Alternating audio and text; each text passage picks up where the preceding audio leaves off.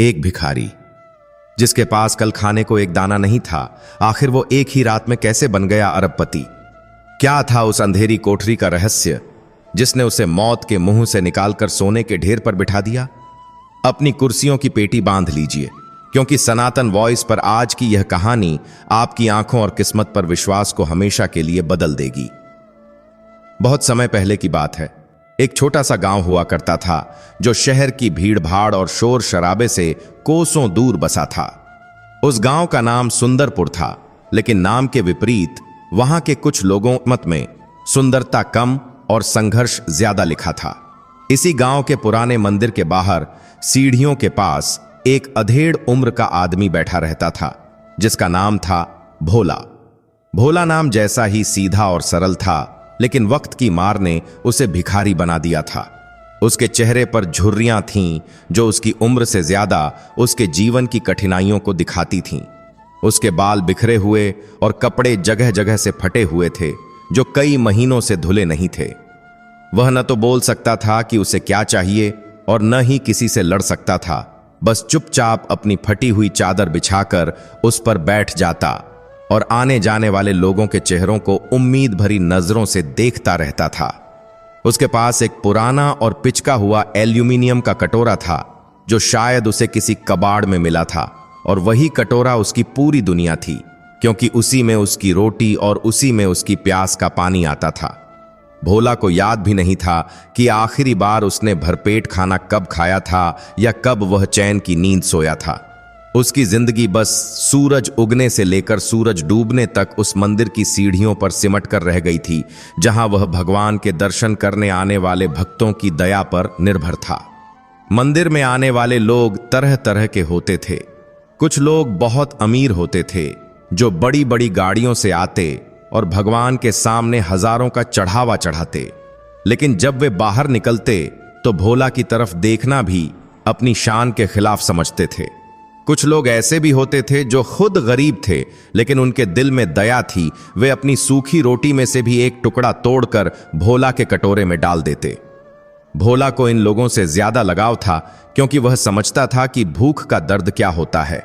वह अक्सर सोचता था कि भगवान ने यह दुनिया इतनी अजीब क्यों बनाई है, जहां एक तरफ तो इतना खाना है कि कूड़े में फेंका जाता है, और दूसरी तरफ उसके जैसे लोग हैं जो दाने दाने को तरसते हैं।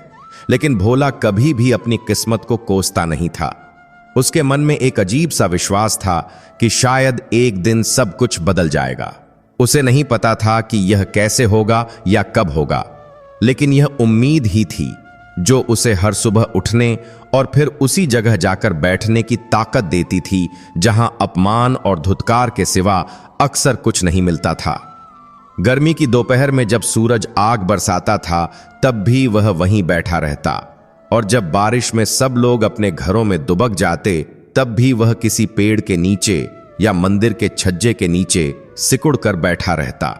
उसका जीवन एक ठहरा हुआ पानी जैसा था, जिसमें कोई हलचल नहीं थी।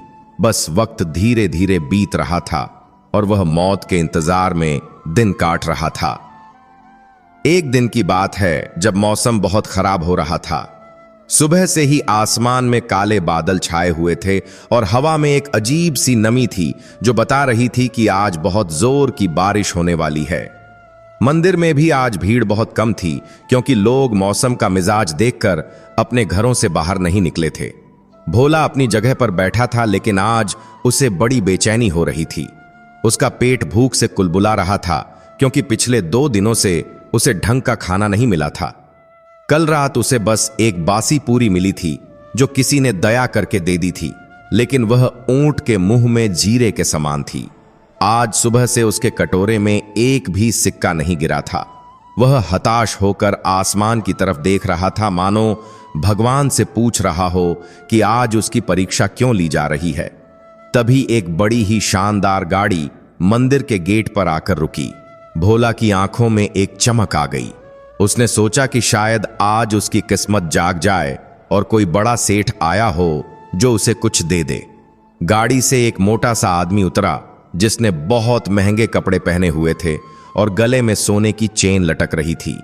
वह जल्दी जल्दी सीढ़ियां चढ़कर मंदिर के अंदर चला गया। भोला ने अपनी चादर ठीक की और कटोरा आगे करके बैठ गया। उसे पूरा यकीन था कि जब वह सेठ वापस आएगा तो जरूर कुछ न कुछ देगा। काफी देर बाद वह सेठ वापस आया। भोला ने बड़े ही कातर भाव से हाथ जोड़कर कहा कि बाबूजी, बहुत भूख लगी है, कुछ दे दो, भगवान आपका भला करेगा। लेकिन उस सेठ ने भोला की तरफ देखा तक नहीं और अपनी धुन में चलता हुआ गाड़ी की तरफ बढ़ गया। भोला ने फिर भी हार नहीं मानी और थोड़ा आगे खिसक कर बोला कि बाबूजी, 2 दिन से कुछ नहीं खाया है, बस 10 रुपये दे दो। इस बार सेठ रुका और उसने बड़ी ही घृणा से भोला की तरफ देखा और बोला कि हट्टे कट्टे हो, काम क्यों नहीं करते, बस यहां बैठकर मुफ्त की रोटियां तोड़ते हो। उसने अपनी जेब से एक रुमाल निकाला और अपना पसीना पोंछते हुए गाड़ी में बैठ गया और गाड़ी स्टार्ट करके चला गया। भोला वहीं का वहीं जमा रह गया। उस सेठ की बातें उसके दिल में तीर की तरह चुभ गईं। ऐसा नहीं था कि उसने काम खोजने की कोशिश नहीं की थी। जब वह जवान था तब उसने बहुत मजदूरी की थी, लेकिन एक हादसे में उसका एक पैर खराब हो गया था, जिसके बाद वह भारी वजन नहीं उठा सकता था और लंगड़ा कर चलता था। गांव के लोग उसे काम देने से कतराते थे क्योंकि उन्हें लगता था कि यह लंगड़ा आदमी क्या काम करेगा। धीरे धीरे जब जमा पूंजी खत्म हो गई तो पेट की आग बुझाने के लिए उसे हाथ फैलाने पड़े। यह कोई शौक नहीं था बल्कि मजबूरी थी जिसे वह सेठ कभी नहीं समझ सकता था। भोला की आंखों से आंसू छलक पड़े। वह रोना नहीं चाहता था, लेकिन आज भूख और अपमान ने उसे तोड़ दिया था। शाम होते होते मौसम और भी भयानक हो गया। तेज आंधी चलने लगी और धूल का गुबार उड़ने लगा। मंदिर के पुजारी जी ने जल्दी जल्दी मंदिर के कपाट बंद कर दिए और अपने घर की तरफ चले गए। जाते जाते उन्होंने भोला से कहा कि आज मौसम बहुत खराब है, तुम भी कहीं सुरक्षित जगह चले जाओ, यहां बाहर बैठना ठीक नहीं है। भोला ने सिर हिलाया, लेकिन वह जाए तो जाए कहां? उसका तो कोई घर नहीं था।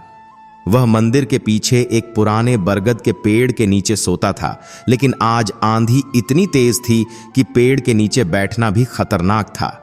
देखते ही देखते मूसलाधार बारिश शुरू हो गई। बिजली कड़कने लगी और बादलों की गर्जना से धरती कांपने लगी। भोला ने अपनी फटी हुई चादर को अपने चारों तरफ लपेट लिया और अपने कटोरे को छाती से लगाकर मंदिर की दीवार से सटकर बैठ गया। बारिश की ठंडी बूंदें उसके शरीर को सुइयों की तरह चुभ रही थीं। वह ठंड से कांप रहा था। उसका बुखार जैसा शरीर और खाली पेट उसे बहुत परेशान कर रहा था।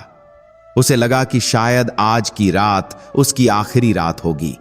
अंधेरा इतना घना हो गया था कि हाथ को हाथ नहीं सूझ रहा था। तभी बिजली जोर से कड़की और उस रोशनी में भोला को मंदिर की बाउंड्री के पास एक पुरानी खंडहर जैसी छोटी सी कोठरी दिखाई दी। वह कोठरी बहुत पुरानी थी और उसमें माली अपने औजार रखा करता था, लेकिन अब वह सालों से बंद पड़ी थी। भोला ने सोचा कि अगर वह उस कोठरी तक पहुंच जाए तो शायद बारिश और हवा से बच सकता है। वह अपनी पूरी ताकत बटोर कर उठा। उसका लंगड़ा पैर दर्द कर रहा था, लेकिन जीने की चाहत उसे आगे बढ़ा रही थी। कीचड़ और पानी में फिसलता हुआ वह किसी तरह उस कोठरी के दरवाजे तक पहुंचा। दरवाजा लकड़ी का था और बहुत पुराना हो चुका था। उस पर एक जंग लगा ताला लटक रहा था। भोला ने ताले को पकड़कर खींचा, लेकिन वह नहीं खुला। उसने इधर उधर देखा तो उसे जमीन पर एक भारी पत्थर पड़ा दिखाई दिया। उसने कांपते हाथों से पत्थर उठाया और ताले पर दे मारा। 2-3 बार मारने के बाद वह सड़ा हुआ ताला टूटकर नीचे गिर गया। भोला ने धक्का दिया और चरमराहट के साथ दरवाजा खुल गया। अंदर से सीलन और धूल की गंध आई, लेकिन भोला के लिए वह किसी महल से कम नहीं था, क्योंकि कम से कम वहां बारिश का पानी नहीं आ रहा था। वह अंदर गया और दरवाजा बंद कर लिया। अंदर घुप अंधेरा था। वह एक कोने में जाकर दुबक कर बैठ गया। बाहर तूफान का शोर था, लेकिन अंदर एक अजीब सी शांति थी। भोला की सांसें फूल रही थीं। उसने अपनी गीली चादर निचोड़ी और वहीं फर्श पर लेट गया। उसे बहुत थकान हो रही थी। भूख अब मर चुकी थी और उसकी जगह एक अजीब सी शून्यता ने ले ली थी।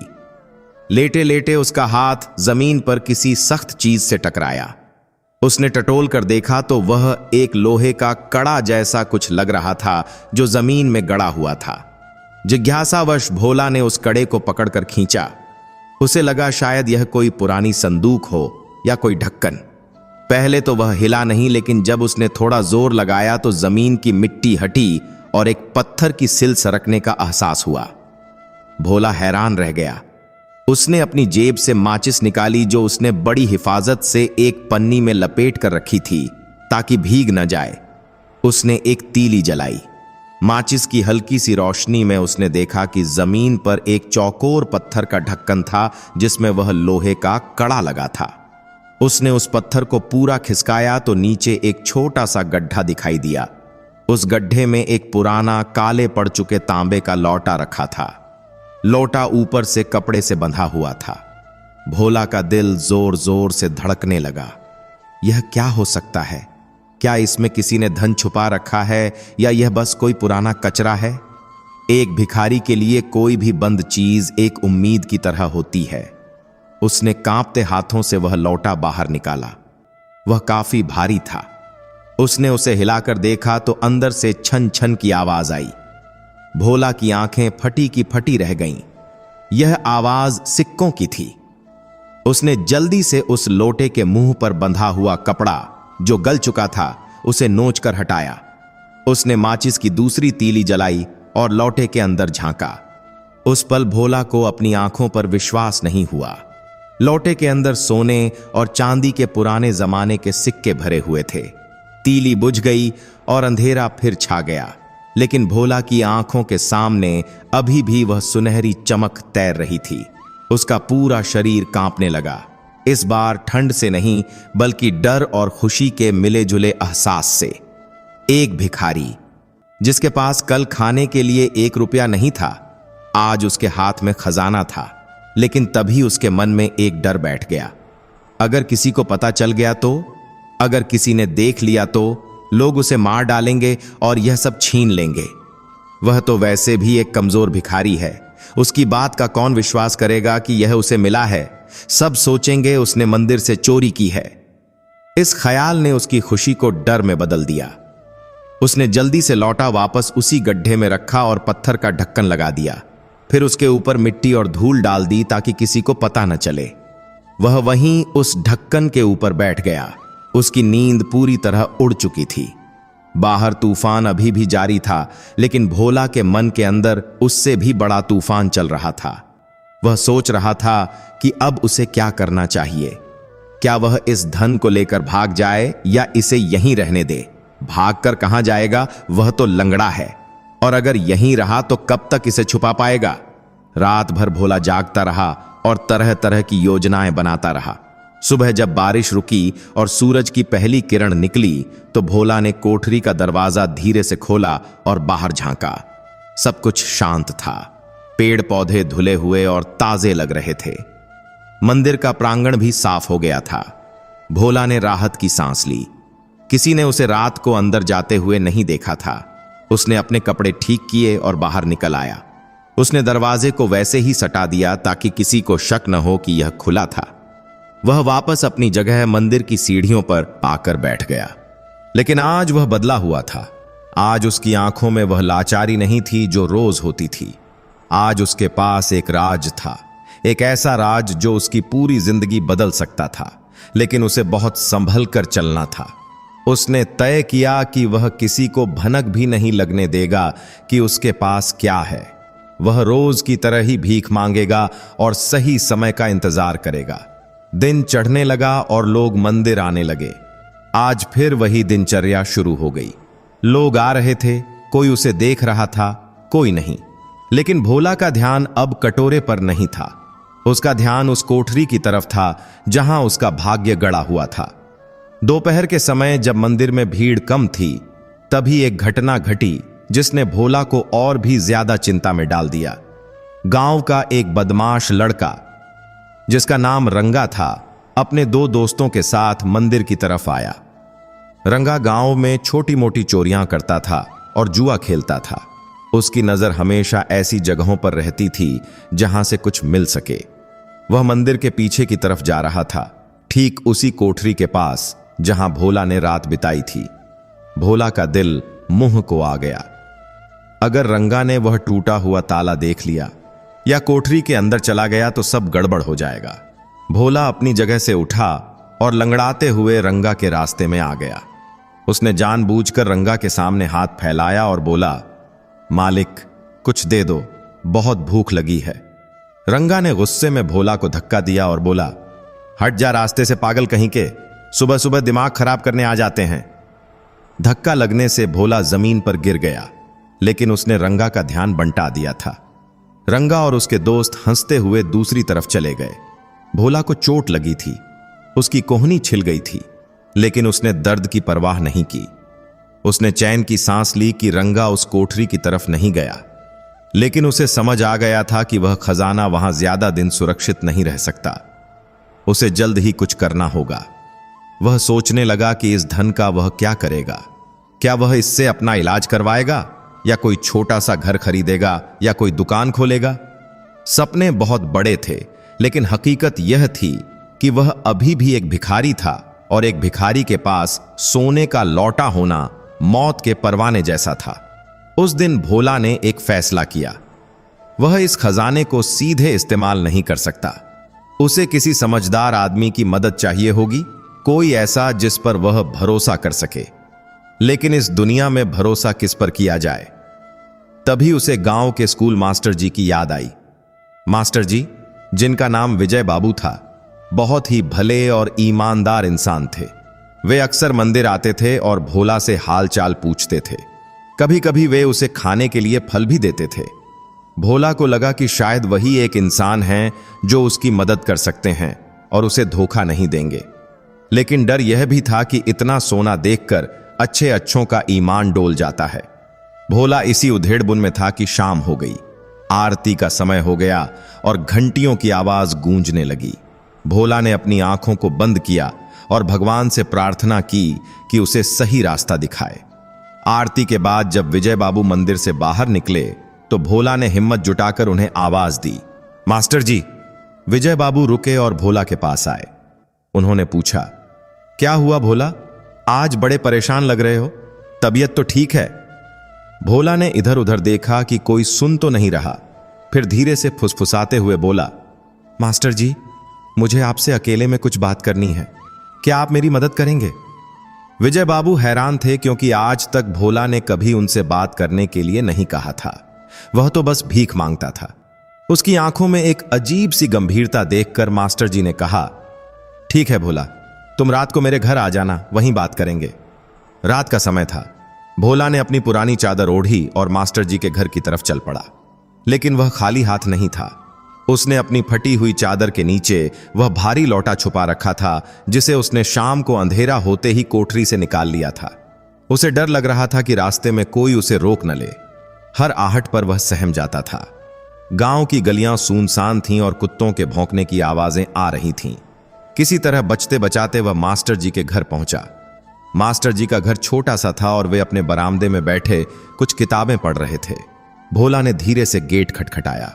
मास्टर जी ने उसे देखा और अंदर बुला लिया। उन्होंने उसे पानी दिया और पूछा, बताओ भोला, क्या बात है जो तुम इतनी रात को आए हो? भोला ने कांपते हाथों से अपनी चादर हटाई और वह मिट्टी से सना हुआ तांबे का लोटा मास्टर जी के सामने मेज पर रख दिया। मास्टर जी ने हैरानी से लोटे को देखा और फिर भोला को। यह क्या है भोला? उन्होंने पूछा। भोला ने बिना कुछ बोले लोटे के अंदर से एक मुट्ठी सोने के सिक्के निकालकर मेज पर रख दिए। दिए की रोशनी में सोने की चमक से पूरा कमरा जगमगा उठा। विजय बाबू की आंखें फटी रह गईं। वे अपनी कुर्सी से खड़े हो गए। उन्होंने सिक्कों को हाथ में लेकर देखा। वे असली सोने के मोहरें थीं जो शायद सदियों पुरानी थीं। भोला, यह तुम्हें कहां से मिला? मास्टर जी की आवाज में अविश्वास था। भोला ने उन्हें सारी बात सच सच बता दी। तूफान वाली रात, कोठरी और वह गड्ढा। उसने मास्टर जी के पैर पकड़ लिए और रोते हुए बोला, मास्टर जी, मैं अनपढ़ हूं, लंगड़ा हूं। मैं इस धन का क्या करूंगा मुझे नहीं पता। अगर मैंने इसे बेचने की कोशिश की तो पुलिस मुझे पकड़ लेगी या चोर मुझे मार डालेंगे। आप ही मुझे कोई रास्ता दिखाइए। मैं चाहता हूं कि मेरी बची हुई जिंदगी इज्जत से कटे। मुझे अब और भीख नहीं मांगनी। मास्टर जी ने भोला को उठाया और कुर्सी पर बैठाया। वे खुद भी गहरे सोच में पड़ गए थे। यह खजाना इतना ज्यादा था कि पूरे गांव की तकदीर बदल सकता था, लेकिन यह भोला को मिला था तो इस पर हक उसी का था। मास्टर जी की ईमानदारी की अब परीक्षा थी। उन्होंने भोला की आंखों में देखा जहां सिर्फ डर और उम्मीद थी। विजय बाबू ने एक गहरी सांस ली और बोले, भोला, तुम सही कह रहे हो। यह धन तुम्हारे लिए वरदान भी है और अभिशाप भी। अगर दुनिया को पता चला तो तुम्हारी जान को खतरा हो जाएगा, लेकिन चिंता मत करो, मैं तुम्हारे साथ हूं। हम इसे सही तरीके से इस्तेमाल करेंगे। मास्टर जी ने अपनी बात आगे बढ़ाई और भोला को समझाया कि यह खजाना बहुत पुराना है और अगर हम इसे गांव में ही किसी सुनार को दिखाएंगे तो बात आग की तरह फैल जाएगी। हो सकता है कि पुलिस आ जाए और यह सब सरकारी खजाने में जमा हो जाए, फिर तुम्हें कुछ नहीं मिलेगा। इसलिए हमें बहुत सावधानी से काम लेना होगा। विजय बाबू ने तय किया कि वे अगले दिन शहर जाएंगे, जो यहां से काफी दूर है। वहां बड़े बाजार में किसी अनजान जौहरी को 1 या 2 सिक्के बेचकर देखेंगे कि उनकी कीमत क्या है। तब तक के लिए उस लोटे को सुरक्षित रखना जरूरी था। मास्टर जी ने अपने घर के आंगन में तुलसी के चबूतरे के पास ही एक गड्ढा खोदा और भोला की मदद से उस लोटे को वहीं गाड़ दिया। ऊपर से मिट्टी डालकर उसे बराबर कर दिया ताकि किसी को शक न हो। उस रात भोला मास्टर जी के घर के बरामदे में ही सोया। सालों बाद उसे छत के नीचे सोने को मिला था और सबसे बड़ी बात यह थी कि अब उसके सिर पर उस भारी राज का बोझ अकेले नहीं था। उसे लगा जैसे मास्टर जी के रूप में भगवान ने उसे एक सहारा भेज दिया है। नींद तो उसे अब भी नहीं आ रही थी, लेकिन यह बेचैनी डर की नहीं बल्कि आने वाले कल की उम्मीद की थी। वह सोच रहा था कि क्या सच में उसकी फटी हुई जिंदगी रफू हो पाएगी? क्या सच में वह इंसानों जैसी जिंदगी जी पाएगा? अगली सुबह सूरज निकलने से पहले ही मास्टर जी और भोला तैयार हो गए। मास्टर जी ने भोला को अपने पुराने कपड़े दिए ताकि वह थोड़ा ठीक दिखे। हालांकि वे कपड़े भोला को थोड़े ढीले थे, लेकिन उसकी फटी चिथड़े वाली पोशाक से लाख गुना बेहतर थे। दोनों बस स्टैंड पहुंचे और शहर जाने वाली पहली बस पकड़ ली। भोला के लिए बस में बैठना किसी सपने जैसा था। उसने न जाने कितने साल उस मंदिर की सीढ़ियों पर धूल फांकते हुए बिता दिए थे। दुनिया उसके आगे से गुजर जाती थी और वह वहीं रुका हुआ था। आज वह खुद चल रहा था अपनी किस्मत बदलने के सफर पर। बस की खिड़की से बाहर देखते हुए उसे पेड़ पौधे पीछे छूटते दिखाई दे रहे थे, ठीक वैसे ही जैसे उसके बुरे दिन अब पीछे छूट रहे थे। शहर पहुंचकर मास्टर जी उसे एक बड़ी सराफा मंडी में ले गए। वहां दुकानों की चमक धमक देखकर भोला की आंखें चौंधिया गईं। उसे डर लग रहा था कि कहीं कोई उसे पहचान न ले कि वह वही भिखारी है, लेकिन नए कपड़ों और धुले हुए चेहरे के साथ उसे पहचानना मुश्किल था। मास्टर जी एक पुरानी और भरोसेमंद दिखने वाली दुकान में घुसे। दुकानदार एक बुजुर्ग व्यक्ति था। मास्टर जी ने अपनी जेब से केवल एक सोने का सिक्का निकाला और दुकानदार के सामने रखते हुए कहा कि यह हमारे परदादा के जमाने का है। घर में मुसीबत है, इसलिए बेचना पड़ रहा है। दुकानदार ने सिक्का उठाया, उसे उलट पुलट कर देखा, फिर एक कसौटी पर रगड़कर उसकी परख की। उसकी आंखों में चमक आ गई। उसने मास्टर जी से पूछा कि क्या ऐसे और भी सिक्के हैं? मास्टर जी ने बड़ी होशियारी से कहा कि नहीं, बस यही एक बचा था जो मुसीबत के वक्त के लिए रखा था। दुकानदार ने उस सिक्के का वजन किया और आज के भाव के हिसाब से उसकी कीमत बताई। कीमत सुनकर भोला के पैरों तले जमीन खिसक गई। वह एक सिक्का ही इतना कीमती था कि भोला को जिंदगी भर भीख मांगने पर भी उतने पैसे नहीं मिलते। दुकानदार ने नोटों की एक गड्डी मास्टर जी के हाथ में थमा दी। मास्टर जी ने पैसे गिने और चुपचाप भोला को लेकर दुकान से बाहर आ गए। बाहर आकर उन्होंने भोला के कंधे पर हाथ रखा और मुस्कुराते हुए कहा, देखा भोला, यह तुम्हारे अच्छे दिन की शुरुआत है। भोला की आंखों से आंसू बहने लगे। वह वहीं सड़क पर मास्टर जी के पैरों में गिरने लगा, लेकिन मास्टर जी ने उसे संभाल लिया और कहा, अब तुम भिखारी नहीं हो भोला, अब तुम एक इज्जतदार आदमी हो, कभी किसी के पैरों में मत गिरना। उस दिन मास्टर जी ने सबसे पहले भोला को एक अच्छे नाई की दुकान पर ले जाकर उसकी हजामत बनवाई। उसके बड़े हुए बाल और दाढ़ी कटवा दिए। फिर उसे नहला धुलाकर बाजार से नए कपड़े खरीदवाए। जब भोला आईने के सामने खड़ा हुआ तो वह खुद को पहचान नहीं पाया। वह मैला कुचैला भिखारी गायब हो चुका था और उसकी जगह एक साधारण लेकिन साफ सुथरा अधेड़ आदमी खड़ा था। इसके बाद मास्टर जी उसे एक अच्छे होटल में ले गए। भोला ने जब टेबल पर बैठकर गर्मा गर्म खाना देखा, दाल चावल सब्जी और रोटी, तो उसके हाथ कांपने लगे। उसने पहला निवाला मुंह में डाला तो स्वाद से ज्यादा उसे अपनी किस्मत पर रोना आ गया। वह खाने के साथ साथ अपने आंसुओं को भी निगलता जा रहा था। आसपास के लोग उसे देख रहे थे, लेकिन आज उसे किसी की परवाह नहीं थी। आज वह पेट भर रहा था, वह भी अपनी कमाई से, या यूं कहें कि अपने भाग्य से। खाना खाने के बाद मास्टर जी ने उसे कुछ पैसे नकद दिए और कहा कि यह तुम्हारी जेब खर्च के लिए हैं। बाकी पैसे मैं तुम्हारे नाम से डाक खाने में जमा करवा दूंगा ताकि भविष्य में काम आए। लेकिन मास्टर जी ने एक बहुत महत्वपूर्ण बात समझाई। उन्होंने कहा, भोला, अभी हमारे पास बहुत सारे सिक्के बाकी हैं, लेकिन हम रातों रात अमीर बनकर नहीं घूम सकते। अगर गांव वालों ने देखा कि कल का भिखारी आज राजा बन गया है तो सब शक करेंगे, लोग तुमसे जलेंगे और हो सकता है तुम्हें नुकसान पहुंचाएं। इसलिए तुम्हें अब भी सादगी से रहना होगा। हम सबको बताएंगे कि मैंने तुम्हें अपने स्कूल में माली की नौकरी दे दी है और रहने के लिए अपने घर के पीछे वाला कमरा दिया है। इससे तुम्हारी इज्जत भी बनी रहेगी और किसी को तुम्हारे खजाने पर शक भी नहीं होगा। भोला को मास्टर जी की बात एकदम सही लगी। वह समझ गया था कि दौलत को हजम करना दौलत कमाने से ज्यादा मुश्किल होता है। शाम को जब वे गांव वापस लौटे तो भोला का हुलिया देखकर कोई उसे पहचान नहीं पाया। जब वह मंदिर के पास से गुजरा तो उसे अपनी वो पुरानी जगह खाली दिखाई दी। वहां अब भी कुछ कुत्ते बैठे थे और एक दो नए भिखारी आ गए थे। भोला को एक अजीब सी सिहरन हुई। उसने मन ही मन भगवान को धन्यवाद दिया और मास्टर जी के साथ उनके घर चला गया। मास्टर जी ने उसे अपने घर के पीछे बना एक छोटा सा कमरा रहने के लिए दे दिया। बस आ तक का कमरा साफ था। उसमें एक चारपाई और एक पंखा था। भोला के लिए यह स्वर्ग से कम नहीं था। मास्टर जी ने उसे समझाया कि अब से वह रोज सुबह स्कूल जाएगा, पेड़ पौधों को पानी देगा और स्कूल की साफ सफाई देखेगा। इसके बदले उसे हर महीने तनख्वाह मिलेगी।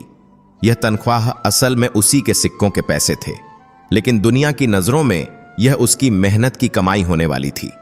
उस रात भोला अपनी चारपाई पर लेटा तो उसे नींद नहीं आई। वह बार बार उठकर अपनी नई शर्ट को छूता, अपनी जेब में रखे नोटों को टटोलता। उसे यकीन नहीं हो रहा था कि यह सब हकीकत है।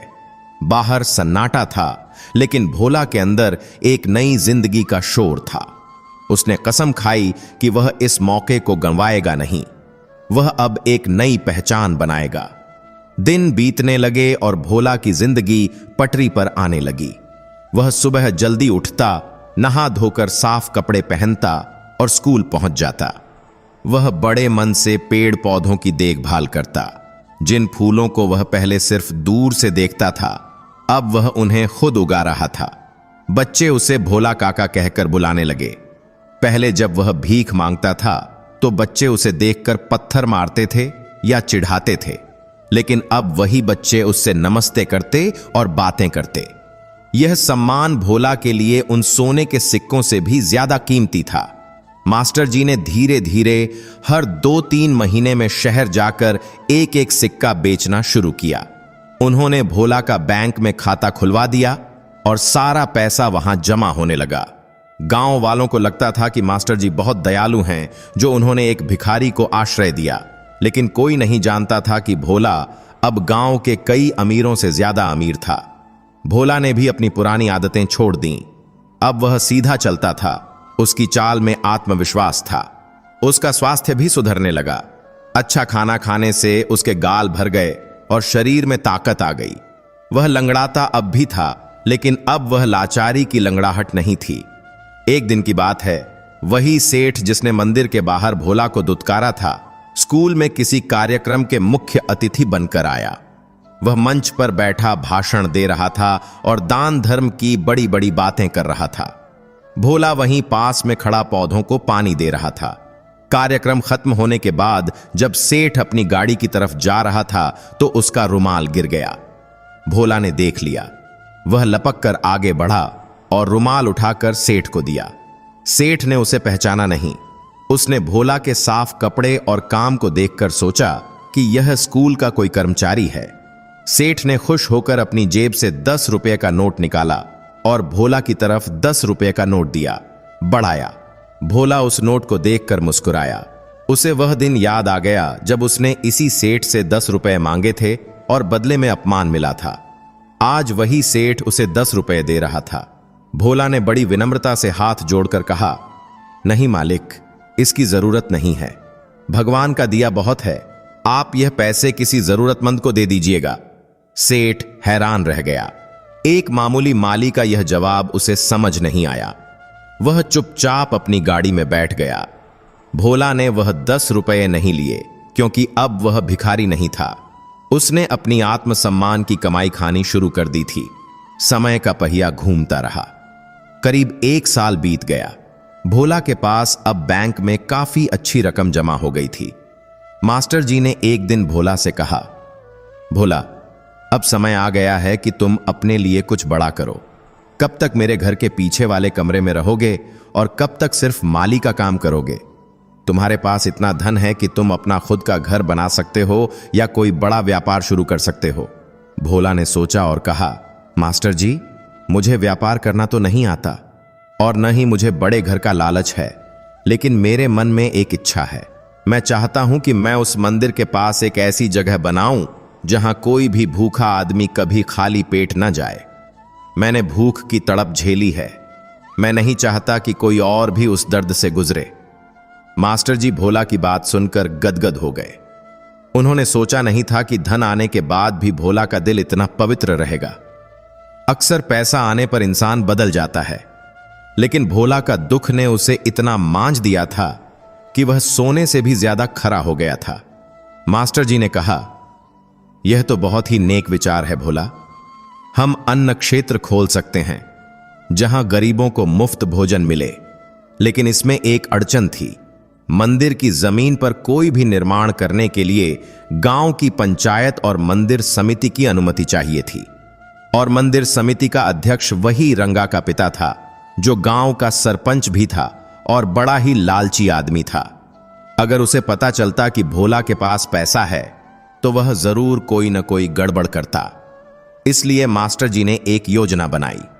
उन्होंने गांव में ऐलान किया कि एक गुप्त दानदाता है जो मंदिर के पास धर्मशाला और रसोई बनवाना चाहता है। उन्होंने यह नहीं बताया कि वह दानदाता भोला है। सरपंच और गांव वाले बहुत खुश हुए कि गांव का विकास होगा। मास्टर जी ने सारी कानूनी कागजी कार्रवाई करवाई और जमीन खरीद ली गई। निर्माण कार्य शुरू हुआ। आता भोला खुद वहां खड़ा होकर काम देखता था। लोग सोचते थे कि मास्टर जी ने उसे मुंशी का काम दिया है। किसी को खबर नहीं थी कि जो ईंटें लग रही हैं, जो सीमेंट आ रहा है, उसका पैसा उसी आदमी की जेब से जा रहा है जो कभी उसी जगह बैठकर भीख मांगता था। 6 महीने के अंदर वहां एक सुंदर भवन बनकर तैयार हो गया। उस पर बड़े अक्षरों में लिखा गया, अन्नपूर्णा भवन। जिस दिन उसका उद्घाटन होना था, पूरा गांव इकट्ठा हुआ। बड़े बड़े नेता और अधिकारी आए। उद्घाटन के समय सब इंतजार कर रहे थे कि वह गुप्त दानदाता सामने आएगा। सरपंच माला लेकर तैयार खड़ा था ताकि उसका स्वागत कर सके और अपनी फोटो खिंचवा सके। तभी मास्टर जी मंच पर आए और माइक थाम लिया। उन्होंने भीड़ को संबोधित करते हुए कहा, भाइयों और बहनों, आज हमारे गांव के लिए बहुत खुशी का दिन है। यह अन्नपूर्णा भवन किसी शहर के सेठ ने नहीं, बल्कि हमारे ही गांव के एक ऐसे व्यक्ति ने बनवाया है जिसे आप सब जानते हैं। सब एक दूसरे का मुंह ताकने लगे। मास्टर जी ने आगे कहा, वह इंसान जिसने अपनी पूरी जिंदगी गरीबी में बिताई, लेकिन जब भगवान ने उसे दिया तो उसने सबसे पहले अपने बारे में नहीं बल्कि आप सबके बारे में सोचा। मैं मंच पर बुलाना चाहूंगा श्री भोलानाथ जी को। नाम सुनते ही सन्नाटा छा गया। लोग हैरान थे। क्या वो भिखारी भोला? क्या मास्टर जी मजाक कर रहे हैं? भीड़ में से भोला धीरे धीरे मंच की सीढ़ियां चढ़ा। उसने आज एक सफेद कुर्ता पायजामा और ऊपर से एक नेहरू जैकेट पहनी थी। वह संकोच कर रहा था, लेकिन मास्टर जी ने उसका हाथ पकड़कर उसे मंच के बीच में खड़ा कर दिया। गांव वालों की आंखें फटी की फटी रह गईं। सरपंच के हाथ से माला छूटकर गिर गई। वही भोला जिसे वे दुत्कारते थे, आज इस भव्य भवन का मालिक था। मास्टर जी ने माइक भोला को दिया। भोला के हाथ कांप रहे थे। उसने भीड़ की तरफ देखा। उसे वही चेहरे दिखाई दिए, वह सेठ, वह रंगा, वह पुजारी और वे लोग जो कभी उसे रोटी का टुकड़ा फेंक कर देते थे। आज वे सब उसके नीचे खड़े थे और वह ऊपर था।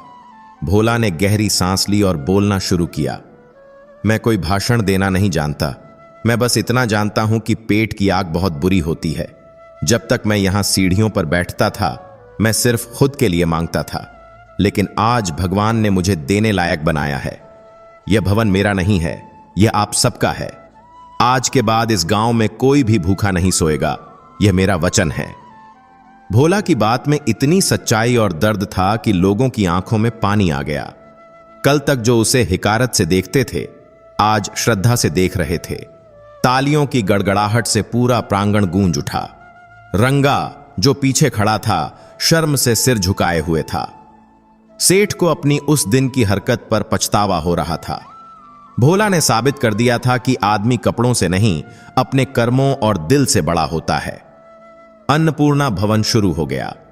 रोज वहां सैकड़ों लोग खाना खाने आते। भोला खुद सबको अपने हाथों से परोसता।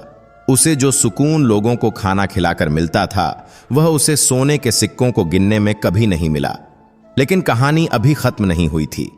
कहते हैं ना कि जब आप अच्छा काम करते हैं तो मुश्किलें भी आती हैं। भोला की बढ़ती हुई शोहरत और मास्टर जी का प्रभाव सरपंच और उसके साथियों को खटकने लगा था। उन्हें लग रहा था कि अगर भोला और मास्टर जी ऐसे ही लोकप्रिय होते रहे तो अगले चुनाव में सरपंच की कुर्सी खतरे में पड़ जाएगी। साथ ही सरपंच के बेटे रंगा को यह बात हजम नहीं हो रही थी कि कल का भिखारी आज इतना बड़ा आदमी कैसे बन गया। उसके मन में शक का कीड़ा रेंगने लगा। उसे याद आया कि उस तूफानी रात को उसने भोला को उसी पुरानी कोठरी के पास देखा था। उसने अपने दोस्तों के साथ मिलकर भोला की जासूसी शुरू कर दी। वह जानना चाहता था कि आखिर भोला के पास इतना पैसा आया कहां से। रंगा ने सोचा कि जरूर भोला ने कोई चोरी की है या उसे कोई गड़ा हुआ खजाना मिला है, और अगर खजाना है तो वह अभी भी कहीं न कहीं होगा। लालच ने रंगा के दिमाग पर कब्जा कर लिया। वह एक मौके की तलाश में था जब वह भोला के घर, मास्टर जी के पीछे वाले कमरे की तलाशी ले सके या भोला को डरा धमका कर सच उगलवा सके। रंगा की आंखों में अब नींद नहीं थी, बल्कि ईर्ष्या और लालच की आग जल रही थी। वह दिन रात बस इसी फिराक में रहता था कि कैसे भोला का राज खोले। वह छुप छुप कर भोला का पीछा करने लगा। जब भोला अन्नपूर्णा भवन में लोगों को खाना खिला रहा होता तो रंगा दूर किसी पेड़ के पीछे खड़ा होकर उसे घूरता रहता। उसे समझ नहीं आ रहा था कि एक अनपढ़ भिखारी जो कल तक दाने दाने को मोहताज था, अचानक इतना समझदार और अमीर कैसे हो गया। रंगा ने अपने दोस्तों के साथ मिलकर एक योजना बनाई। उसने सोचा कि क्यों न उस पुरानी कोठरी की फिर से तलाशी ली जाए जहां उस तूफानी रात भोला रुका था। शायद वहां कोई सुराग मिल जाए। एक दोपहर जब पूरा गांव और खुद भोला भी अन्नपूर्णा भवन में व्यस्त था, रंगा चुपके से मंदिर के पीछे वाली उस पुरानी कोठरी के पास गया। वहां अब भी वही पुराना टूटा हुआ ताला पड़ा था। रंगा ने दरवाजा खोला और अंदर गया। अंदर धूल और जालों के सिवा कुछ नहीं था। उसने जमीन को गौर से देखा। एक कोने में उसे मिट्टी कुछ उखड़ी हुई और ताजी लगी, जैसे किसी ने वहां खुदाई करके फिर से भर दिया हो। रंगा का दिमाग बिजली की तरह दौड़ा। उसे यकीन हो गया कि भोला को जो कुछ भी मिला है वह यहीं गड़ा हुआ था। इसका मतलब खजाना यहीं था। रंगा बुदबुदाया और वो लंगड़ा उसे निकाल ले गया। अब रंगा के पास एक सुराग तो था, लेकिन कोई सबूत नहीं था। अगर वह गांव वालों को यह बताता तो कोई यकीन नहीं करता, क्योंकि वह खुद बदनाम था और भोला अब गांव का देवता बन चुका था। रंगा सीधा अपने पिता सरपंच के पास गया। सरपंच अपने घर के दालान में हुक्का पी रहे थे। रंगा ने सारी बात अपने पिता को बताई। उसने कहा, बापू, वो भोला कोई महान नहीं है, उसे जरूर कोई गड़ा होया हो। धन मिला है जो सरकारी खजाना भी हो सकता है। अगर हम साबित कर दें कि उसने चोरी की है तो सारा पैसा हमारा हो सकता है और भोला जेल जा सकता है।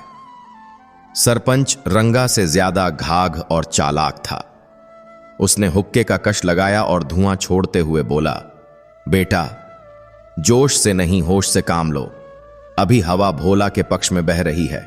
मास्टर विजय बाबू उसके साथ हैं। अगर हमने सीधा आरोप लगाया तो गांव वाले हमें ही मार भगाएंगे। हमें कुछ ऐसा करना होगा जिससे भोला की इज्जत मिट्टी में मिल जाए। एक बार लोगों का भरोसा टूट गया, फिर हम उसे नोच खाएंगे। बाप बेटे ने मिलकर एक बहुत ही घिनौनी साजिश रची। गांव में कुछ ही दिनों बाद नवरात्रि का मेला लगने वाला था। मंदिर में माता जी की मूर्ति को सोने के पुराने गहने पहनाए जाने थे जो साल भर तिजोरी में बंद रहते थे। सरपंच ने तय किया कि वह मंदिर के मुख्य पुजारी जी का ध्यान बंटाकर माता जी का एक कीमती हार गायब करवा देगा और उसका इल्जाम भोला पर मढ़ देगा। त्योहार का दिन आ गया। पूरा गांव रोशनी से नहाया हुआ था। अन्नपूर्णा भवन में भी विशेष भोज का आयोजन था। भोला बहुत खुश था। वह सुबह से ही भाग भाग कर काम कर रहा था। कभी रसोई में हलवाई को निर्देश देता तो कभी आने वाले मेहमानों के लिए दरी बिछवाता। उसके चेहरे पर एक अलग ही रौनक थी। उसे क्या पता था कि उसकी यही खुशी कुछ लोगों की आंखों में चुभ रही है। शाम को मंदिर में महाआरती होने वाली थी। भीड़ बहुत ज्यादा थी। इसी भीड़ का फायदा उठाकर रंगा मंदिर के गर्भगृह के पास पहुंचा। सरपंच ने पुजारी जी को बातों में लगा लिया और बाहर बुला लिया। मौका मिलते ही रंगा ने माता जी की मूर्ति के चरणों में रखा एक भारी सोने का हार, जिसे 9 लखा हार कहते थे, अपनी जेब में डाल लिया। वह बड़ी सफाई से वहां से निकला और भीड़ में गायब हो गया। रंगा सीधा मास्टर जी के घर की तरफ गया। उसे पता था कि इस समय भोला मंदिर में है और मास्टर जी आरती की तैयारी में हैं, इसलिए घर पर कोई नहीं होगा। रंगा दीवार फांदकर पीछे के आंगन में कूदा और भोला के कमरे की खिड़की से वह हार अंदर उसके बिस्तर के गद्दे के नीचे सरका दिया। काम पूरा करके वह वापस भीड़ में शामिल हो गया जैसे कुछ हुआ ही न हो। आरती के समय जब पुजारी जी अंदर गए तो उनकी चीख निकल गई, अनर्थ हो गया, गजब हो गया, माता जी का हार गायब है। उनकी आवाज सुनकर अफरा तफरी मच गई। ढोल नगाड़े रुक गए। सरपंच ने आगे बढ़कर बनावटी गुस्से में कहा, यह कैसे हो सकता है? अभी तो हार यहीं था, जरूर चोर यहीं कहीं आसपास है। मंदिर के द्वार बंद कर दिए जाएं, किसी को बाहर न जाने दिया जाए। लोग घबरा गए। सरपंच ने चिल्लाकर कहा, हमें सबकी तलाशी लेनी होगी और सबसे पहले उन लोगों की जिन पर हमें शक है। मंदिर में आजकल बहुत से बाहरी और छोटे लोग आ जा रहे हैं। उसका इशारा साफ तौर पर भोला की तरफ नहीं था, लेकिन माहौल ऐसा बना दिया गया था। रंगा ने धीरे से भीड़ में एक बात फैला दी, मैंने आज दोपहर को भोला को मंदिर के अंदर अकेले में घूमते देखा था। यह बात जंगल की आग की तरह फैल गई। लोग कहने लगे, अरे वो तो पहले भिखारी था, क्या पता पुरानी आदत न गई हो। इंसान की फितरत बड़ी अजीब होती है। 100 अच्छाइयों पर एक शक भारी पड़ जाता है। भीड़ का रुख भोला की तरफ मुड़ने लगा। भोला एक कोने में खड़ा कांप रहा था। उसे समझ नहीं आ रहा था कि लोग उसे ऐसे क्यों घूर रहे हैं। सरपंच और रंगा भीड़ को लेकर मास्टर जी के पास पहुंचे। सरपंच ने कहा, मास्टर जी, बुरा मत मानिएगा, लेकिन गांव वालों का कहना है कि भोला की तलाशी ली जाए। आखिर वह पहले भी, आप तो जानते ही हैं। मास्टर जी को बहुत गुस्सा आया। उन्होंने कड़क आवाज में कहा, सरपंच जी, शर्म आनी चाहिए आपको। जो इंसान अपना सब कुछ दान कर रहा है, आप उस पर चोरी का इल्जाम लगा रहे हैं। मुझे भोला पर अपनी जान से ज्यादा भरोसा है। लेकिन भीड़ बेकाबू हो रही थी। रंगा ने कहा, अगर भोला सच्चा है तो डर किस बात का? चलिए उसके कमरे की तलाशी लेते हैं। दूध का दूध और पानी का पानी हो जाएगा। मास्टर जी ने भोला की तरफ देखा। भोला की आंखों में आंसू थे, लेकिन उसने सिर हिलाकर सहमति दे दी। उसे अपने आप पर भरोसा था कि उसने कुछ नहीं किया। पूरी भीड़, सरपंच, रंगा और मास्टर जी भोला के कमरे की तरफ बढ़े। रंगा के चेहरे पर एक शैतानी मुस्कान थी। वह मन ही मन अपनी जीत का जश्न मना रहा था। उसे बस उस पल का इंतजार था जब वह गद्दे के नीचे से हार निकालेगा और भोला को धक्के मारकर गांव से बाहर निकालेगा। भोला के कमरे का दरवाजा खोला गया। छोटा सा कमरा एकदम साफ सुथरा था। रंगा सबसे पहले अंदर घुसा। उसने नाटक करते हुए इधर उधर देखा, फिर सीधा चारपाई की तरफ गया। यहां देखते हैं, रंगा ने कहा और बड़े आत्मविश्वास के साथ गद्दा उठाया। सबकी सांसें थमी हुई थीं, लेकिन गद्दे के नीचे कुछ नहीं था। रंगा के पैरों तले जमीन खिसक गई। उसने गद्दे को पूरा पलट दिया, चादर झाड़ दी, तकिया फाड़कर देख लिया। वहां कुछ नहीं था। रंगा का चेहरा पीला पड़ गया। यह कैसे हो सकता है? उसने खुद अपने हाथों से हार वहां रखा था। क्या भोला को पता चल गया था? क्या मास्टर जी ने देख लिया था? सरपंच भी हैरान था। वह रंगा को घूर रहा था। मास्टर जी ने रंगा को घूरते हुए पूछा, क्या हुआ रंगा, कुछ मिला? तुम तो बड़ी यकीन से कह रहे थे। रंगा हकलाने लगा। मुझे लगा शायद। भीड़ अब रंगा और सरपंच के खिलाफ होने लगी थी। लोग कहने लगे, बेचारे भले आदमी को परेशान कर रहे हैं। सरपंच जी, यह ठीक नहीं है। भोला भी हैरान था। उसे समझ नहीं आ रहा था कि रंगा उसके गद्दे के नीचे क्या ढूंढ रहा था। तभी कमरे के बाहर से एक आवाज आई, रुकिए। सबने मुड़कर देखा। वहां गांव का एक छोटा बच्चा खड़ा था जिसका नाम छोटू था। छोटू ने अपनी नन्ही हथेली खोली जिसमें वह सोने का हार चमक रहा था। सब सन्न रह गए। सरपंच ने लपक कर पूछा, यह तेरे पास कहां से आया? छोटू ने मासूमियत से बताया, बाबूजी, मैं मंदिर के पीछे खेल रहा था। तभी मैंने देखा कि रंगा भैया जल्दी जल्दी में दीवार कूद रहे थे। उनकी जेब से यह चमकती हुई माला गिर गई थी। मैं तो रंगा भैया को देने ही आ रहा था, लेकिन वो भीड़ में खो गए। छोटू की बात सुनते ही वहां सन्नाटा छा गया। रंगा का खेल उसी पर उल्टा पड़ गया था। दरअसल हड़बड़ी में रंगा ने जब जेब से हार निकालकर खिड़की से फेंकने की कोशिश की थी, तो वह हार खिड़की के अंदर जाने के बजाय बाहर ही झाड़ियों में गिर गया था, जिसे उसे पता भी नहीं चला। और उसने सोचा कि काम हो गया। भगवान ने भोला की सच्चाई की लाज रख ली थी। अब पूरी भीड़ का गुस्सा रंगा पर टूट पड़ा। सरपंच शर्म से पानी पानी हो गया। मास्टर जी ने आगे बढ़कर रंगा के गाल पर एक जोरदार तमाचा मारा। तो यह थी तुम्हारी असलियत?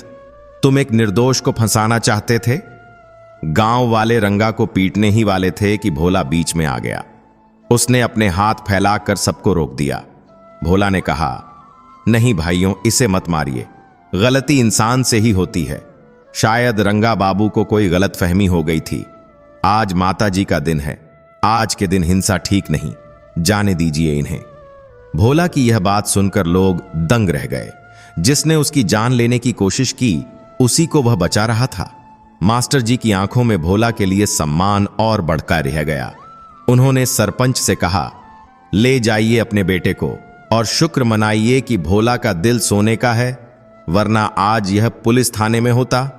सरपंच रंगा का हाथ पकड़कर सिर झुकाए वहां से चला गया। उस दिन के बाद भोला का कद गांव वालों की नजर में भगवान जैसा हो गया। लेकिन इस घटना ने भोला को एक बात सिखा दी थी कि दुनिया में अच्छे काम करने वालों के दुश्मन भी अपने आप पैदा हो जाते हैं। उसे अब और भी सतर्क रहने की जरूरत थी। लेकिन भोला के मन में एक सवाल अब भी था, रंगा को उस पुरानी कोठरी के बारे में कैसे पता चला? क्या मेरा राज अब राज नहीं रहा? इस घटना के बाद रंगा और सरपंच कुछ दिनों तक शांत रहे। लेकिन सांप जितना घायल होता है, उसका जहर उतना ही बढ़ जाता है। वे अब समझ चुके थे कि सीधी उंगली से घी नहीं निकलेगा। उन्होंने अपनी रणनीति बदल दी। रंगा ने गांव में आना जाना कम कर दिया और शहर के बुरे लोगों के साथ उठना बैठना शुरू कर दिया। उसे पैसे की सख्त जरूरत थी, क्योंकि जुए में वह बहुत हार चुका था। उसने शहर के एक शातिर अपराधी कालिया से संपर्क किया। कालिया चोरी और डकैती के लिए मशहूर था। रंगा ने कालिया को बताया कि गांव में एक भिखारी है जिसके पास कहीं न कहीं बहुत सारा सोना छुपा हुआ है। अगर तुम उसे उठा लो और थोड़ा डराओ धमकाओ तो वह उगल देगा कि खजाना कहां है, फिर आधा तेरा आधा मेरा। रंगा ने कालिया को लालच दिया। कालिया की आंखों में चमक आ गई। एक निहत्थे लंगड़े पूर्व भिखारी को लूटना उसके लिए बाएं हाथ का खेल था। उन्होंने तय किया कि आने वाली अमावस्या की रात जब गांव में अंधेरा होगा वे भोला का अपहरण करेंगे। उधर भोला इन सब साजिशों से बेखबर अपने सेवा कार्य में लगा था, लेकिन मास्टर जी को चिंता थी। वह सरपंच की खामोशी को खतरे की घंटी मान रहे थे। उन्होंने भोला को समझाया था, भोला अब तुम रात को अकेले बाहर मत निकला करो और अन्नपूर्णा भवन से घर आते वक्त भी किसी को साथ ले लिया करो। भोला हंसकर कहता, मास्टर जी, जिसका रक्षक भगवान है उसका कोई क्या बिगाड़ेगा। लेकिन मास्टर जी ने अपनी तरफ से भोला की सुरक्षा के लिए एक उपाय सोचा। उन्होंने गांव के ही एक पहलवान युवक जिसका नाम भीम था और जो भोला की बहुत इज्जत करता था, उसे भोला का अंगरक्षक बॉडीगार्ड बना दिया। भीम को कहा गया कि वह साये की तरह भोला के साथ रहे, बस लोगों को यह लगे कि वह भोला का सहायक है। भीम हट्टा कट्टा था और वफादार भी। भोला को पहले तो यह अजीब लगा, लेकिन मास्टर जी की बात वह टाल नहीं सकता था। अमावस्या की रात आ गई। आसमान में चांद नहीं था और चारों तरफ घना अंधेरा था। भोला अन्नपूर्णा भवन का हिसाब किताब निपटाकर देर रात घर लौट रहा था। भीम उसके साथ था, हाथ में एक लाठी लिए। रास्ता सुनसान था। जैसे ही वे दोनों गांव के बाहरी हिस्से से गुजर रहे थे, अचानक एक जीप तेजी से आई और उनके सामने रुक गई।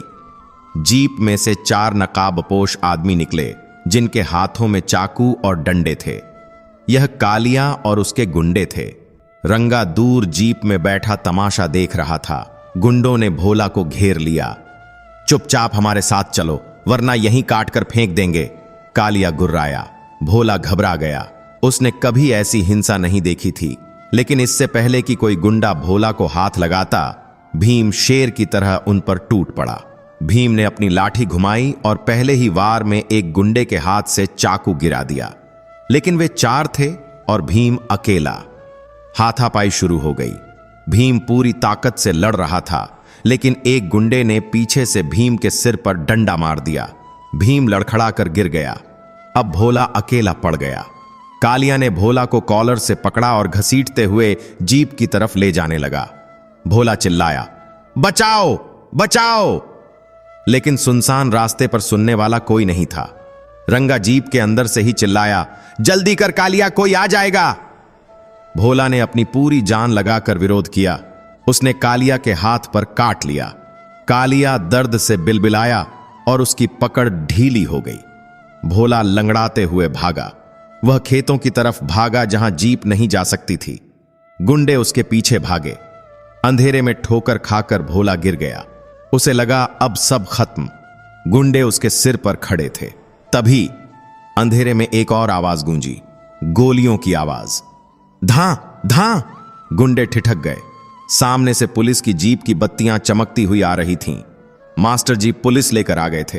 दरअसल मास्टर जी को रंगा के शहर जाने की खबर मिल गई थी और उन्हें शक था कि आज रात कुछ गड़बड़ हो सकती है, इसलिए उन्होंने पहले ही थानेदार को खबर कर दी थी और वे लोग गश्त पर थे।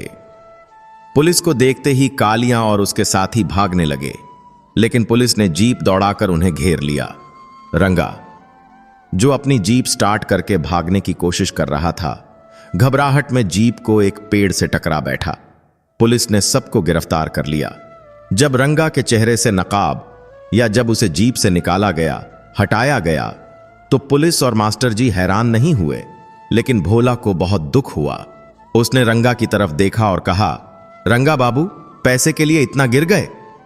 थानेदार ने रंगा को हथकड़ी पहनाते हुए कहा, अब सारी गर्मी जेल में निकलेगी। मास्टर जी ने भोला को उठाया और गले लगा लिया। भीम को भी होश आ गया था। उसे मामूली चोटें आई थीं। उस रात बुराई फिर हार गई थी और अच्छाई की जीत हुई थी, लेकिन यह घटना एक बड़ा बदलाव लाने वाली थी। अब तक भोला का खजाना एक राज था, लेकिन पुलिस केस बनने के बाद अब सवाल उठने वाले थे कि आखिर रंगा भोला के पीछे क्यों पड़ा था। क्या भोला को सच बताना पड़ेगा? अगले दिन पूरे जिले में खबर छप गई कि एक समाज सेवी का अपहरण करने की कोशिश नाकाम हुई। भोला अब सिर्फ एक गांव का दानी नहीं बल्कि एक चर्चित हस्ती बन गया था। बड़े बड़े पत्रकार गांव आने लगे। सब भोला का इंटरव्यू लेना चाहते थे। मास्टर जी ने भोला को समझाया, भोला अब बात छुप नहीं सकती, हमें सच का एक हिस्सा दुनिया को बताना होगा, वरना लोग कहानियां बनाते रहेंगे। मास्टर जी और भोला ने मिलकर एक प्रेस कॉन्फ्रेंस, पत्रकार वार्ता बुलाई। भोला ने माइक संभाला और दुनिया के सामने अपनी कहानी रखी, लेकिन एक छोटे से बदलाव के साथ। उसने कहा, मुझे कोई खजाना नहीं मिला। मेरे एक दूर के रिश्तेदार थे जो निस्संतान थे। उन्होंने अपनी सारी संपत्ति मरते वक्त मेरे नाम कर दी थी। मुझे यह बात बहुत बाद में पता चली। बस यही मेरा सच है। चूंकि खजाना सोने के सिक्कों के रूप में था, जिसे मास्टर जी ने धीरे धीरे बेचकर सफेद धन, व्हाइट मनी में बदल दिया था और उसके कागजात तैयार करवा लिए थे, जो कि मास्टर जी की दूरदर्शिता थी। इसलिए किसी को शक नहीं हुआ। कानूनी रूप से भोला का पैसा अब पुश्तैनी संपत्ति बन गया था। इस खुलासे के बाद भोला की जान का खतरा कम हो गया, क्योंकि अब सबको लगा कि पैसा बैंक में है और कानूनी है। कोई गड़ा हुआ खजाना नहीं है जिसे लूटा जा सके। रंगा और उसके साथियों को लंबी जेल हो गई। सरपंच को अपनी बदनामी के कारण पद से इस्तीफा देना पड़ा। गांव में अब शांति थी, लेकिन भोला का सफर यहां रुकने वाला नहीं था। उसके पास पैसा था, शोहरत थी, लेकिन उसका दिल अब भी कुछ खालीपन महसूस कर रहा था। उसे लगता था कि सिर्फ खाना खिलाना काफी नहीं है। उसे गांव के उन लोगों के लिए कुछ करना था जो बीमारी से मर जाते हैं, जैसे उसकी मां मरी थी। गांव में कोई अच्छा अस्पताल नहीं था। शहर जाने में बहुत वक्त लगता था और कई मरीज रास्ते में ही दम तोड़ देते थे। भोला ने मास्टर जी के सामने अपनी नई इच्छा रखी। मास्टर जी, मैं एक अस्पताल बनाना चाहता हूं। मास्टर जी मुस्कुराए। यह काम अन्नपूर्णा भवन से भी बहुत बड़ा था। इसके लिए बहुत ज्यादा पैसे और सरकारी मदद की जरूरत थी, लेकिन भोला का संकल्प दृढ़ था।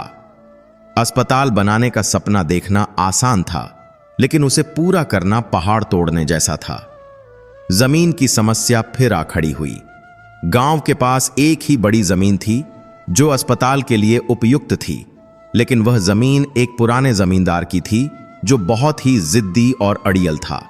उसका नाम था ठाकुर विक्रम सिंह।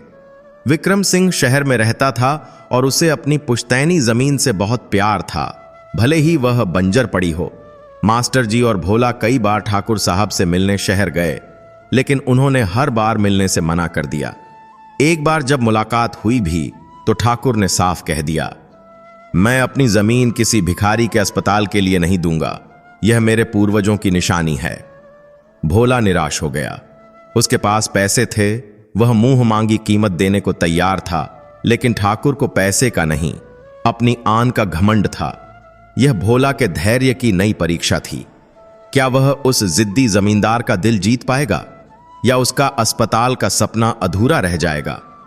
भोला और मास्टर जी ने हार नहीं मानी। ठाकुर विक्रम सिंह का इनकार उनके लिए एक बड़ी रुकावट थी, लेकिन भोला का इरादा पक्का था। उसने तय किया कि वह खुद एक बार फिर ठाकुर साहब के पास जाएगा, लेकिन इस बार वह पैसों की बात नहीं करेगा। वह सिर्फ एक इंसान से दूसरे इंसान के नाते बात करेगा। मास्टर जी ने उसे समझाया कि ठाकुर साहब बहुत ही पुराने ख्यालों के आदमी हैं, उन्हें इज्जत और परंपरा प्यारी है। भोला ने अपनी सादगी को ही अपना हथियार बनाने का फैसला किया। वह सुबह सुबह उठकर शहर के लिए निकल पड़ा। इस बार उसने कोई गाड़ी नहीं की, बल्कि बस से गया और ठाकुर साहब की हवेली के गेट पर जाकर खड़ा हो गया। दरबान ने उसे भगाने की कोशिश की, भाग यहां से, ठाकुर साहब किसी से नहीं मिलते। लेकिन भोला ने बड़ी नम्रता से कहा, भाई, मैं यहां भीख मांगने नहीं आया हूं, मैं बस ठाकुर साहब के दर्शन करना चाहता हूं। जब तक वे नहीं मिलेंगे मैं यहीं धूप में खड़ा रहूंगा।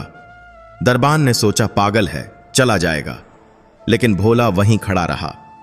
दोपहर हो गई, सूरज सिर पर चढ़ आया। भोला पसीने से लथपथ था, उसका लंगड़ा पैर दर्द कर रहा था, लेकिन वह टस से मस नहीं हुआ। शाम को जब ठाकुर साहब अपनी बालकनी में चाय पी रहे थे तो उनकी नजर गेट पर खड़े उस आदमी पर पड़ी। उन्होंने दरबान को बुलाकर पूछा, यह कौन है जो सुबह से खड़ा है? दरबान ने बताया, हुक्म, यह वही गांव वाला भोला है जो अस्पताल के लिए जमीन मांग रहा था। जिद्दी है, जा ही नहीं रहा। ठाकुर साहब को थोड़ी हैरानी हुई। आमतौर पर लोग उनके डर से भाग जाते थे। उन्होंने दरबान से कहा, बुलाओ उसे अंदर। भोला अंदर आया। उसका गला प्यास से सूख रहा था, लेकिन उसने पानी नहीं मांगा। उसने ठाकुर साहब के पैर छुए और हाथ जोड़कर खड़ा हो गया। ठाकुर ने रौब से पूछा, क्या चाहिए? मैंने कह दिया ना कि जमीन नहीं बिकेगी, फिर क्यों खड़े हो यहां? भोला ने धीरे से सिर उठाया और बोला, ठाकुर साहब, मैं जमीन खरीदने नहीं आया हूं, मैं तो बस आपको एक कहानी सुनाने आया हूं। ठाकुर ने भौहें चढ़ाईं। कहानी? भोला ने कहा, जी, एक मां की कहानी जो अपने बीमार बेटे को गोद में लेकर शहर की तरफ भागी थी, लेकिन रास्ते में ही दम तोड़ दिया क्योंकि गांव में कोई डॉक्टर नहीं था। वह मां मेरी थी और वह बेटा मैं हूं। उस दिन मैंने अपनी मां को खोया, लेकिन आज भी गांव में कई माएं अपने बच्चे खो रही हैं, कई बेटे अनाथ हो रहे हैं। आपकी जमीन बंजर पड़ी है ठाकुर साहब, लेकिन अगर वहां अस्पताल बन गया तो वह जमीन जिंदगी उगाएगी। पीढ़ियां आपको याद रखेंगी कि एक ठाकुर ने अपनी जमीन देकर हजारों जानें बचाईं। जमीन तो वैसे भी यहीं रह जाएगी, लेकिन नाम अमर हो जाएगा। भोला की आंखों में जो दर्द और सच्चाई थी, उसने ठाकुर के कठोर दिल पर चोट की। ठाकुर विक्रम सिंह ने अपनी पूरी जिंदगी अपनी शान और जायदाद को बचाने में लगा दी थी, लेकिन किसी ने उनसे इस तरह बात नहीं की थी। नाम अमर हो जाएगा, यह बात ठाकुर के दिल में घर कर गई। वे कुछ देर चुप रहे, फिर उन्होंने अपने नौकर को आवाज दी, रामू, मेहमान के लिए पानी और शरबत लाओ। यह एक बहुत बड़ा बदलाव था। ठाकुर ने भोला को बैठने के लिए कहा। उन्होंने पूछा, अगर मैं जमीन दे दूं तो क्या गारंटी है कि वह अस्पताल ही बनेगा, कोई दुकान नहीं? भोला ने कहा, मेरी जान ले लीजिए ठाकुर साहब, लेकिन वचन कभी नहीं टूटेगा और अस्पताल का नाम आपके पिताजी के नाम पर होगा, यह मेरा वादा है। ठाकुर विक्रम सिंह पिघल गए। उन्होंने उसी वक्त अपने मुनीम को बुलाया और जमीन के कागजात लाने को कहा। उन्होंने भोला से कहा, जाओ, जमीन तुम्हारी हुई, मुझे एक पैसा नहीं चाहिए, बस वादा याद रखना, मेरे पिता ठाकुर शमशेर सिंह का नाम उस अस्पताल के माथे पर होना चाहिए। भोला की आंखों से खुशी के आंसू छलक पड़े। उसने फिर से ठाकुर साहब के पैर छुए। जो काम करोड़ रुपए नहीं कर पाए, वह भोला के आंसुओं और ईमानदारी ने कर दिखाया। गांव में जब यह खबर पहुंची कि ठाकुर ने मुफ्त में जमीन दे दी है, तो किसी को यकीन नहीं हुआ। लोग कहने लगे कि भोला के पास कोई जादू है। अब अस्पताल बनने का रास्ता साफ था। मास्टर जी और भोला ने तुरंत काम शुरू करवा दिया। शहर से अच्छे आर्किटेक्ट, वास्तुकार बुलाए गए। दिन रात काम चलने लगा। भोला खुद ईंटें पकड़ता, मजदूरों के साथ खाना खाता और वहीं सो जाता। उसे देखकर गांव के नौजवान भी शर्मिंदा हुए और वे भी श्रमदान, मुफ्त सेवा करने के लिए आगे आए। पूरा गांव एक हो गया था। देखते ही देखते 1 साल के अंदर वहां एक विशाल इमारत खड़ी हो गई, ठाकुर शमशेर सिंह मेमोरियल अस्पताल। यह सिर्फ ईंट गारे का ढांचा नहीं था, यह उम्मीद का मंदिर था। उद्घाटन के दिन ठाकुर विक्रम सिंह भी आए। जब उन्होंने अपने पिता का नाम सुनहरे अक्षरों में लिखा देखा तो उनकी छाती गर्व से फूल गई। उन्होंने भोला को गले लगाया और कहा, तुमने मुझे असली अमीरी का मतलब समझा दिया भोला। अस्पताल शुरू हुआ। शहर से अच्छे डॉक्टर बुलाए गए। भोला ने अपनी जमा पूंजी का एक बड़ा हिस्सा डॉक्टरों की फीस और दवाइयों के लिए फिक्स कर दिया ताकि गरीबों का इलाज मुफ्त हो सके। अब गांव वालों को छोटी मोटी बीमारी के लिए शहर नहीं भागना पड़ता था। कई जानें बचने लगीं। एक बार पास के गांव से एक औरत को प्रसव पीड़ा, लेबर पेन हुई। हालत बहुत खराब थी। अगर पुराना समय होता तो वह शायद नहीं बचती, लेकिन भोला के अस्पताल में तुरंत उसका ऑपरेशन हुआ और उसने एक स्वस्थ बच्चे को जन्म दिया। उस औरत ने अपने बच्चे का नाम भोला रखा। यह भोला के लिए सबसे बड़ा पुरस्कार था। उसकी मां की आत्मा को अब जाकर शांति मिली होगी, यह सोचकर भोला अक्सर अकेले में मुस्कुरा देता था। लेकिन जीवन एक सीधी रेखा नहीं होती। जैसे जैसे अस्पताल प्रसिद्ध हुआ, वहां दवाइयों की खपत बढ़ने लगी। भोला ने दवाइयों की सप्लाई का ठेका शहर की एक बड़ी कंपनी को दिया था। कंपनी का मालिक, जिसका नाम मिस्टर खन्ना था, एक बहुत ही लालची व्यापारी था। शुरू में तो उसने अच्छी दवाइयां भेजीं, लेकिन जब उसने देखा कि भोला एक सीधा सादा आदमी है और उसे डॉक्टरी का ज्यादा ज्ञान नहीं है, तो उसने हेराफेरी शुरू कर दी। खन्ना ने असली दवाइयों की जगह नकली और सस्ती दवाइयां भेजना शुरू कर दिया और बिल असली दवाइयों का बनाता रहा। भोला को इस बात की भनक भी नहीं थी। वह तो बस चेक साइन कर देता था। धीरे धीरे मरीजों की शिकायतें आने लगीं। डॉक्टर साहब, दवाई का असर नहीं हो रहा, बुखार नहीं उतर रहा, दर्द कम नहीं हो रहा। अस्पताल के डॉक्टर भी परेशान थे। उन्होंने भोला से कहा, भोला काका, लगता है बीमारी का स्वरूप बदल गया है, दवाइयां काम नहीं कर रही हैं। एक दिन एक बहुत ही गरीब किसान अपनी बेटी को लेकर अस्पताल आया। उसे निमोनिया था। डॉक्टरों ने उसे इंजेक्शन लगाया जो खन्ना की कंपनी से आया था, लेकिन इंजेक्शन लगने के कुछ ही देर बाद बच्ची की हालत और बिगड़ गई और उसकी मौत हो गई। पूरा अस्पताल सन्न रह गया। किसान का रो रोकर बुरा हाल था। भोला को लगा जैसे किसी ने उसका कलेजा निकाल लिया हो। उसने डॉक्टर से पूछा, ऐसा कैसे हुआ? हमने तो सबसे अच्छी दवाई दी थी। डॉक्टर को भी शक हुआ। उन्होंने बची हुई दवाई की शीशी को जांच के लिए शहर की एक बड़ी लैब में भेजा। जब रिपोर्ट आई तो सबके पैरों तले जमीन खिसक गई। वह दवाई नकली थी। उसमें सिर्फ पानी और कुछ मामूली रसायन थे। असली दवा का नामो निशान नहीं था। भोला को इतना गुस्सा आया जितना उसे अपनी पूरी जिंदगी में कभी नहीं आया था। उसने उसी वक्त पुलिस को बुलाया और सारी रिपोर्ट दिखाई। पुलिस ने तुरंत छापा मारा और मिस्टर खन्ना के गोदाम से भारी मात्रा में नकली दवाइयां बरामद कीं। कब टूसो को गिरफ्तार कर लिया गया। लेकिन भोला का दिल टूट चुका था। एक मासूम बच्ची की जान चली गई थी, सिर्फ इसलिए क्योंकि उसने एक बेईमान आदमी पर भरोसा किया था। वह खुद को दोषी मानने लगा। वह अस्पताल के अपने कमरे में बंद हो गया और किसी से बात नहीं करता था। मास्टर जी ने उसे बहुत समझाया, भोला, इसमें तुम्हारी गलती नहीं है, तुमने तो भलाई ही की थी। धोखा देने वाले को सजा मिल गई है। लेकिन भोला का मन अशांत था। उसे लगा कि सिर्फ पैसा और इमारत होना काफी नहीं है, व्यवस्था पर नजर रखना भी जरूरी है। उसने तय किया कि वह अब अनपढ़ नहीं रहेगा। अगर मैं पढ़ा लिखा होता तो दवाइयों के नाम पढ़ सकता था, जांच कर सकता था, उसने सोचा। 50 साल की उम्र में भोला ने एक नया संकल्प लिया, पढ़ाई करने का। यह बात सुनने में अजीब लगती थी कि इतना बड़ा आदमी अब कब खगा सीखेगा, लेकिन भोला के लिए यह प्रायश्चित भी था और जरूरत भी। भोला ने मास्टर जी से कहा, मास्टर जी, मुझे पढ़ना सिखाइए, मुझे इतना काबिल बनाइए कि कोई मुझे बेवकूफ ना बना सके। मास्टर जी की आंखों में चमक आ गई। उन्होंने कहा, सीखने की कोई उम्र नहीं होती भोला, मैं तुम्हें जरूर पढ़ाऊंगा। अब भोला का एक नया रूटीन शुरू हुआ। दिन में वह अस्पताल और अन्नपूर्णा भवन का काम देखता और शाम को मास्टर जी के साथ बैठकर स्लेट बत्ती लेकर बच्चों की तरह पढ़ता। लोग पहले हंसे, देखो बूढ़ा घोड़ा लाल लगाम, लेकिन भोला ने किसी की परवाह नहीं की। उसने अपनी पूरी लगन लगा दी। उसके मोटे मोटे खुरदरे हाथों ने कलम पकड़ना सीखा। धीरे धीरे वह अक्षर जोड़ने लगा, फिर शब्द पढ़ने लगा। और एक दिन ऐसा आया जब उसने खुद अस्पताल की फाइलों को पढ़ना शुरू किया। उसने हिसाब किताब खुद चेक करना शुरू किया। अब कोई मुनीम या कोई सप्लायर उसे धोखा नहीं दे सकता था। भोला की इस नई ताकत ने उसे और भी निखार दिया।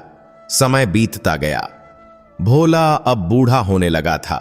उसके बाल पूरी तरह सफेद हो चुके थे और चलने में उसे अब छड़ी का सहारा लेना पड़ता था। लेकिन उसका रुतबा किसी राजा से कम नहीं था। उसने अपनी वसीयत विल बनवाई। मास्टर जी अब बहुत बुजुर्ग हो चुके थे और अक्सर बीमार रहते थे, इसलिए भोला को अब अपनी विरासत संभालने के लिए किसी योग्य उत्तराधिकारी की तलाश थी।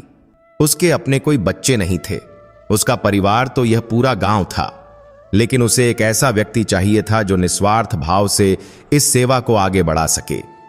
उसकी नजर एक युवा डॉक्टर पर थी जिसका नाम डॉक्टर आनंद था।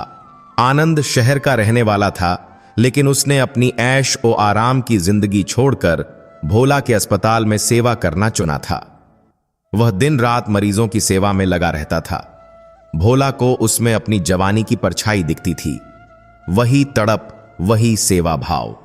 लेकिन भोला उसे परखना चाहता था। एक दिन भोला ने एक नाटक किया। उसने अफवाह फैलाई कि वह अपनी सारी जायदाद और अस्पताल को सरकार के हवाले करने वाला है, क्योंकि उसे किसी पर भरोसा नहीं है। यह खबर सुनकर कई लोग भोला के पास आए। कुछ लालची रिश्तेदार जो कभी नहीं आए थे, वे भी टपक पड़े। वे भोला को समझाने लगे, काका, हम तो आपके अपने हैं, हमें दीजिए। लेकिन डॉक्टर आनंद चुपचाप अपना काम करता रहा। उसे इस बात से कोई फर्क नहीं पड़ा कि मालिक कौन होगा, उसे बस अपने मरीजों की चिंता थी। एक दिन भोला ने आनंद को बुलाया और कहा, डॉक्टर साहब, सुना है आप शहर वापस जाने की सोच रहे हैं। यहां तो अब सरकार आने वाली है, आपकी तनख्वाह शायद कम हो जाए।